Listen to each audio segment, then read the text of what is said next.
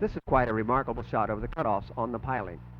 Of special interest was the utilization of the tide for placing of the heavy 60-foot 12 by 18 shear caps.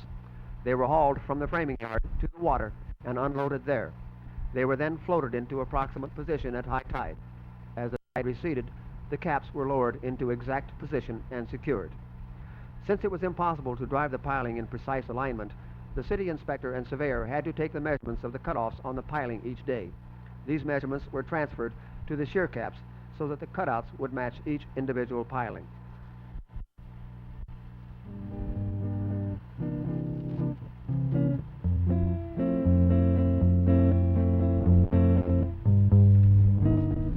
This heavy-duty dado machine was set up in the framing yard on the project. This was the machine that made the cutouts in the shear caps. All of the work done in the framing yard was by day labor. The timbers were purchased through the city purchasing department.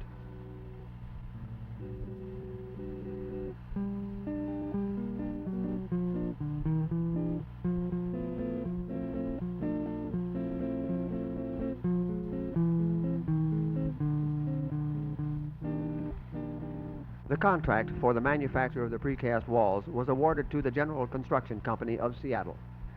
These are typical scenes taken at their plant on West Marginal Way during the preparation of forms, placing of reinforcement steel, and so forth. There were two types of walls, and they were called A wall and B wall.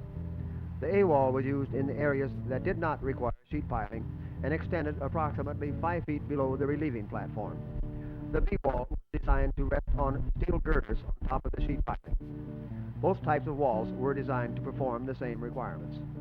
This combination of sheet piling, concrete wall, and timber relieving platform was not a new design, having been successfully constructed for many years in European ports.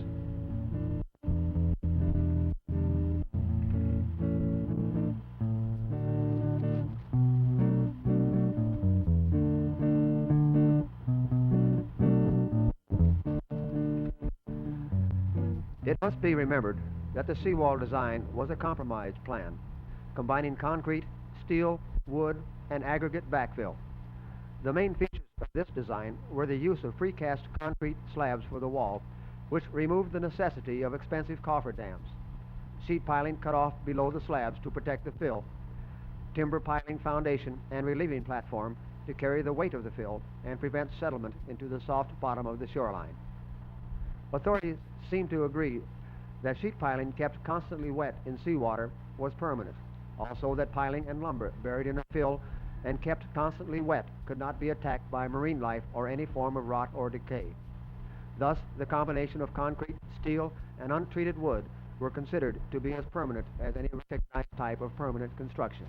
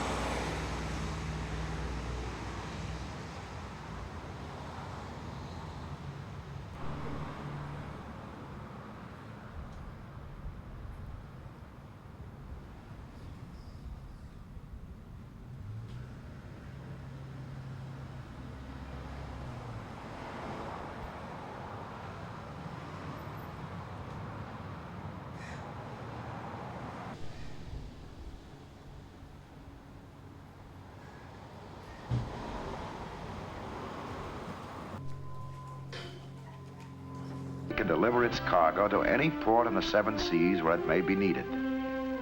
The oil industry's own navy is a vital factor in the security of our nation. This tanker sailing westward tonight from San Pedro, California, is carrying in her side and center tanks aviation gasoline, jet fuel, and diesel fuel. Some 5 million gallons in all.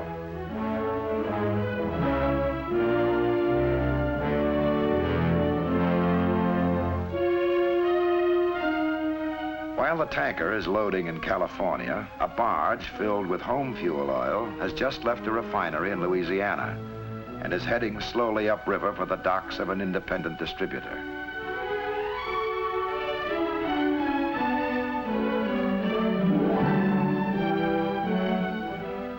And at the same time, in the port of New York, the SS America is taking on over 800,000 gallons of bunker fuel. Since petroleum provides the power for both our ships of peace and for our ships of war, oil power means sea power for our nation. Power for the sea is also power for the land. More than any other country in the world, America is a nation on wheels.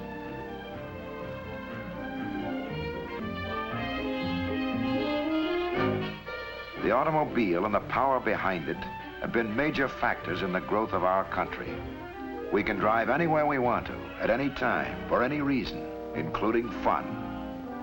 Out of the city into the country, down to the sea if we're inland, to the mountains if we live on the coast. To meet the demands of our over 36 million cars, oil canning plants also work around the clock.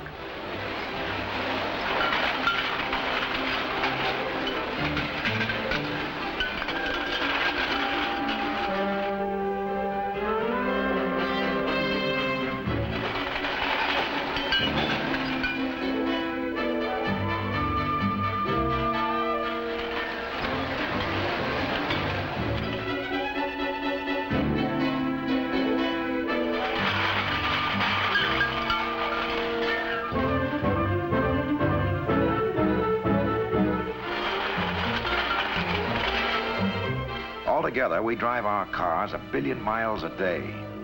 It seems no other people in the world want so much.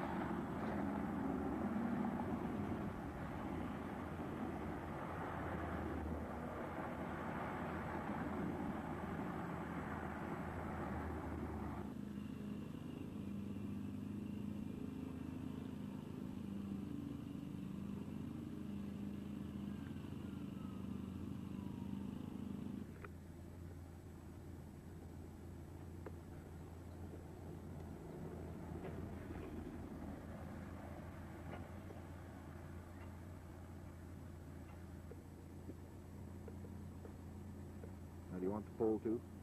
Yeah. Get out there and stop traffic for a minute. Okay.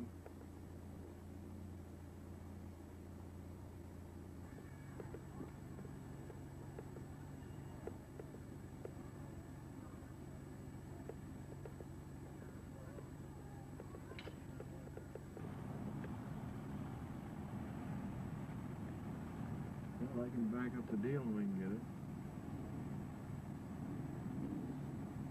Are we a little close?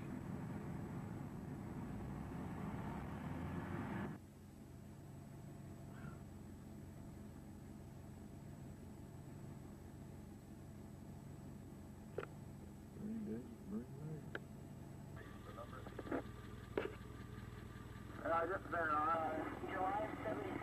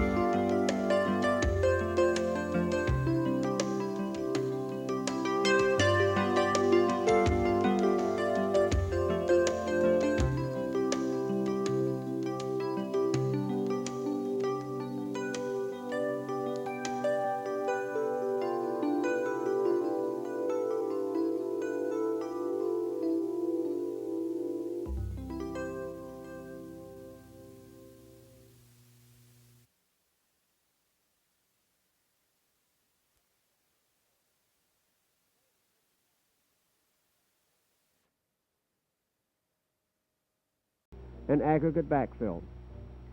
The main features of this design were the use of precast concrete wall slabs, which removed the necessity of expensive cofferdams, sheet piling to protect the fill, timber piling foundations, and relieving platforms to carry the weight of the fill and prevent settlement into the soft bottom of the shoreline. Aggregate backfill, which will be hauled in later by barges.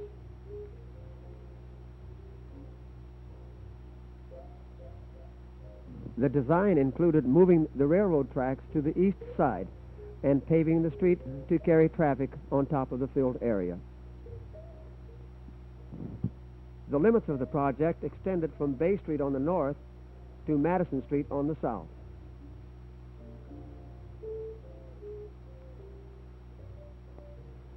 In January 1934, the Manson Construction and Engineering Company was awarded the contract for driving the piling, and they moved 2 pile driving units on the job. A third rig was brought in to drive sheet piling.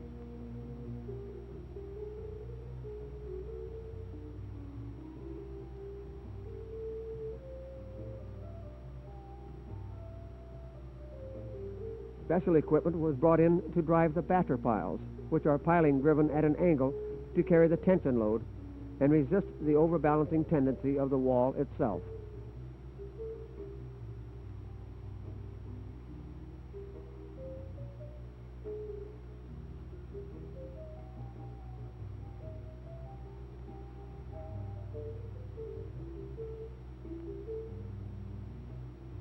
After the piling had been driven and cut off to grade for the foundation, heavy wood timbers called shear caps were placed on top of the piling.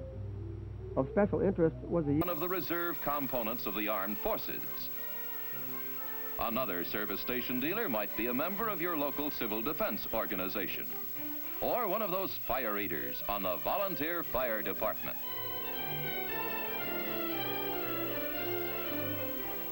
Perhaps your dealer is an unpaid member of the Board of Education, or serves on the advisory committee for civic improvement.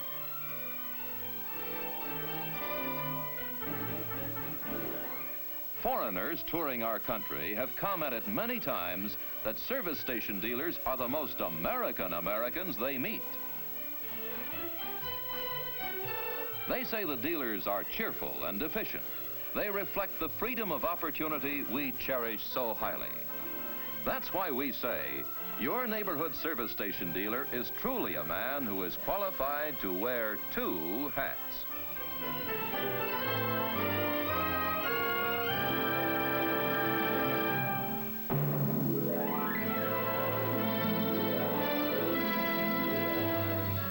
Here are some sick oysters. Just what made them sick and just how they are to be cured are questions that stumped an entire oyster industry. The trouble started down in Louisiana in the Gulf of Mexico, where the Louisiana oyster fishermen claimed that oil production was killing off the local oyster population. The oil companies didn't agree, but they decided to look into the matter. So they started what developed into a $2 million oyster research program. Scientists went out to the bedding grounds where they collected buckets full of oysters and then brought them to a special oyster research center of Texas A&M College, one of the laboratories established for the oyster survey by the oil companies. In the research laboratory, every type of condition is created for the oyster patients.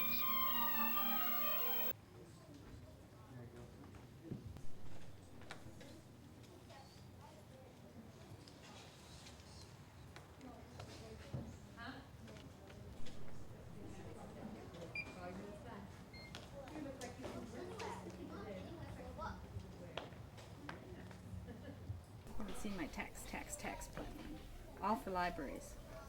We're gonna have the biggest library. I'm president. Big libraries. Great. Maybe I should take up my questions.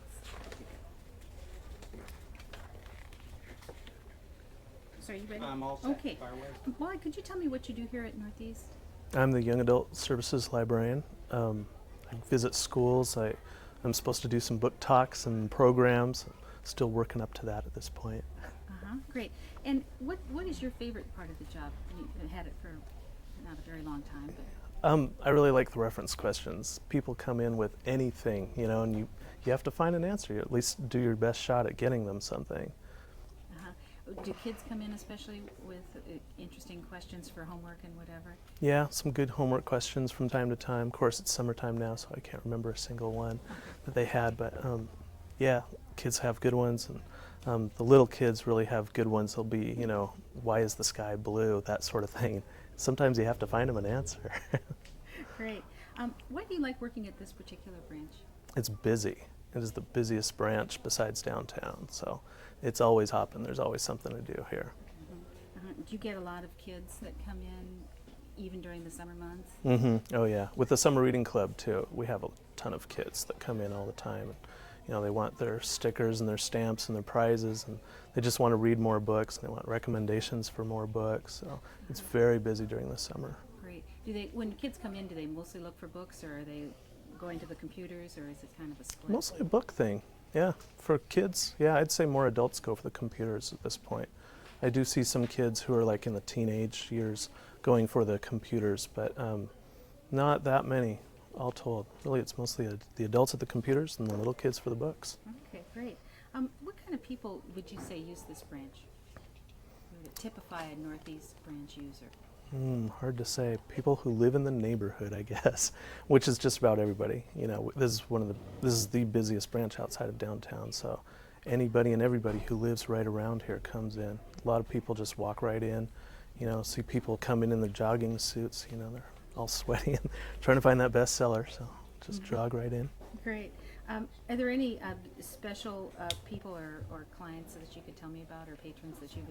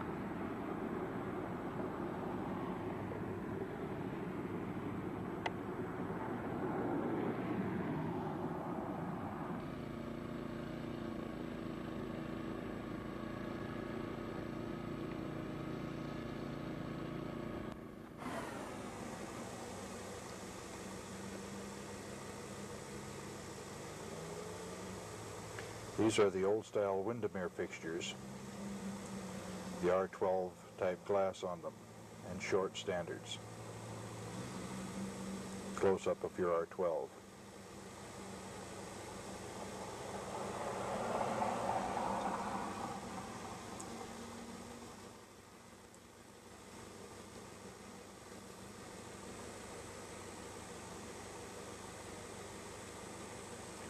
These are a short concrete decorative standard. This is your 175 watt StyleView luminaire.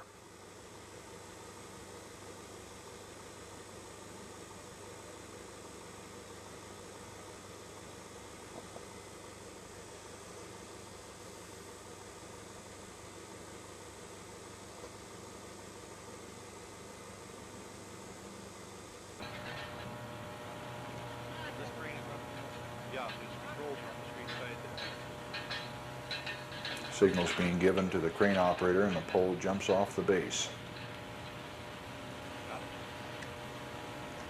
The bronze skirt and collar will be removed from this standard after it's laid down and reinstalled on the new shaft. This is the new shaft being prepared to be put in place. Now this new shaft is just a galvanized steel shaft. It does not have the copper skin on it.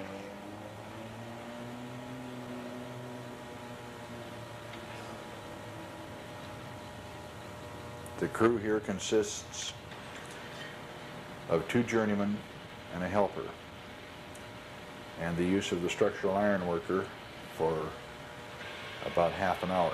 Here's the bronze skirt being raised over the top of the new standard and will be lowered in place.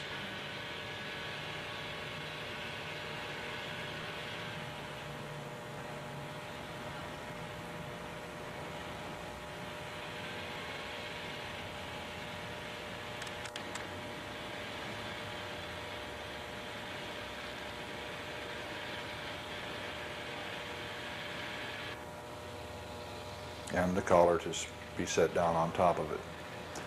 The base is set on wooden blocks until the traffic signal people can get their traffic signals back onto the new standard. Now completing the job, Mr. Bevins is installing the new luminaire.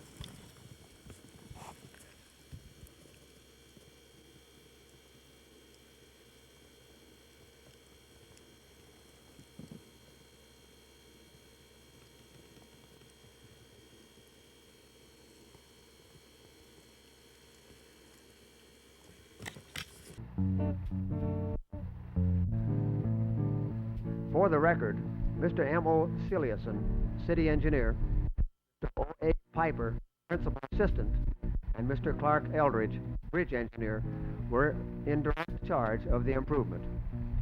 In addition to the seawall, $91,000 in water mains and $40,000 in sewers were constructed. Total cost of the improvement was $1,600,000. These cylinders were tested under load to a pressure of 2,000 pounds per square inch.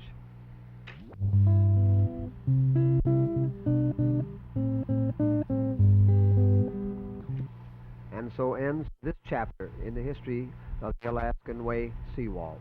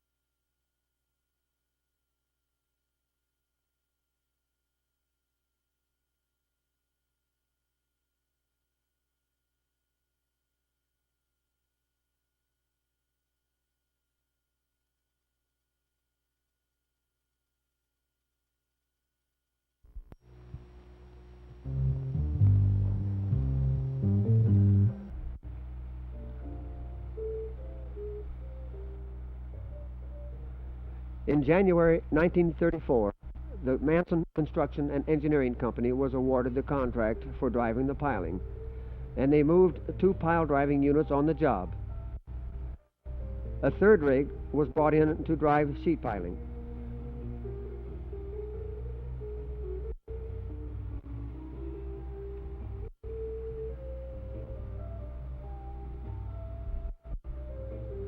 Special equipment was brought in to drive the batter piles, which are piling driven at an angle to carry the tension load and resist the overbalancing tendency of the wall itself.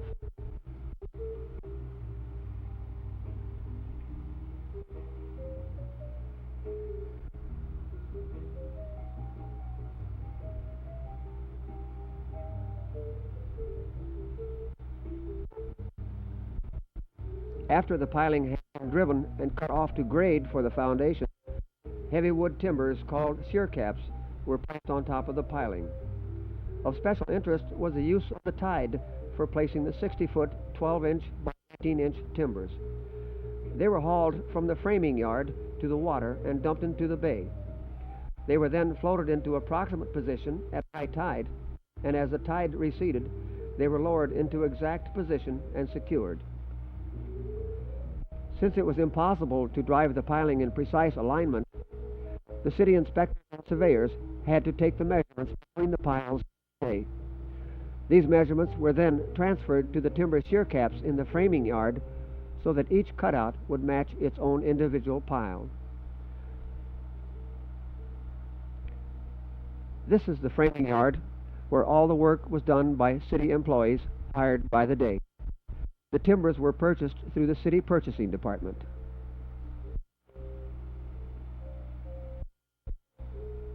Precast concrete wall slabs were cast by the General Construction Company of Seattle.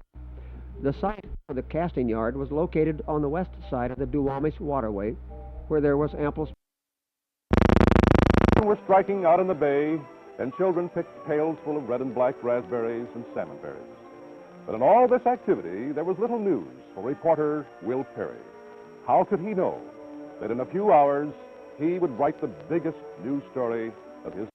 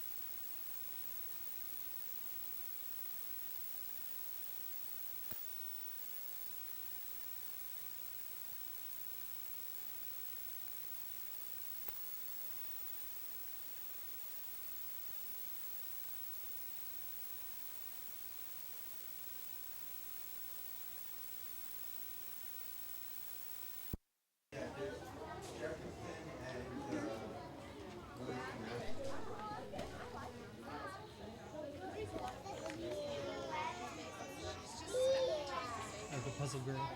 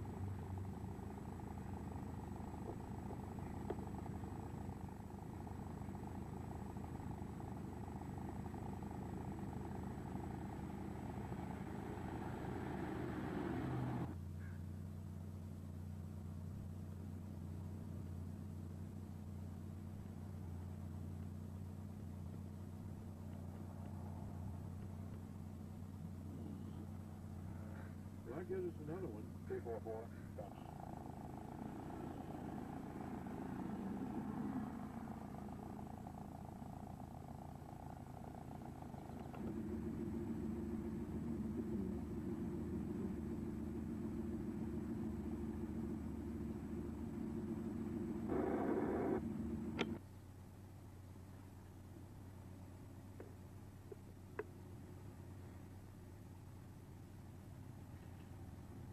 Okay, well, I'm going back on first here at King County Hospital. I got a job there.